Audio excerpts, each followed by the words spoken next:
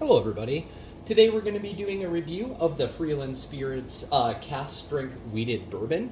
This does come from the Freeland Spirits Distillery in Portland, Oregon. Fun fact, all female ran distillery. Kind of a cool situation there. It is considered a wheated bourbon. It's barrel proof. This one in particular is 58% or 116 proof. It's a 200 ml bottle that I got from the gift pack. If you've seen the other reviews on the Pinot Noir or the cider finish bourbons, same idea. Got those other two in the pack. The gift pack is right around $80 is what I was able to find. I got it for a gift, so I'm just sort of assuming that was the cost behind it.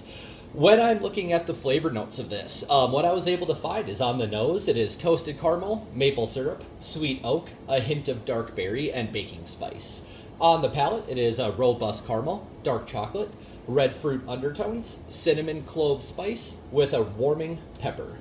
On the mouthfeel, it is viscous, full-bodied, a coating heat balanced by rich sweetness. And on the finish, a long oak spice and caramel linger with subtle berry and dark cocoa echoes. The distillery tagline is uncut and unfiltered, pure barrel strength Freeland wheated bourbon. So obviously you can see the bottle. I've been sipping on this for a minute now. And if you've watched my other two reviews, I've loved everything by this distillery. They've all been fantastic. On the nose, I get a lot of burnt sugar, almost like a rum, but definitely more caramel or vanilla on that aspect. You could call it a maple syrup. I could see that as well.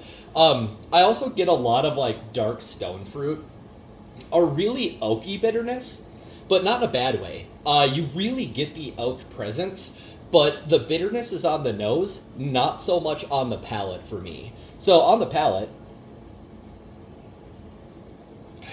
definitely vanilla and caramel. A lot of vanilla and caramel up front. Then sort of going into a dark berry, almost like a blueberry or a blackberry. And then you really get the oak as it lingers. I would almost say, skipping ahead just a minute here, on the finish, that oak just stays there and turns into like a chocolate berry. Almost like a dark chocolate covered berry. It is a thick but not syrupy mouthfeel. Very spice forward, but not overwhelming. For anybody that enjoys a cask strength bourbon, it's not nuclear proof, which is almost kind of nice. At 116, it drinks right at 116. I know some can drink hotter, some can drink cooler, but I think this one falls right in line with where it should be.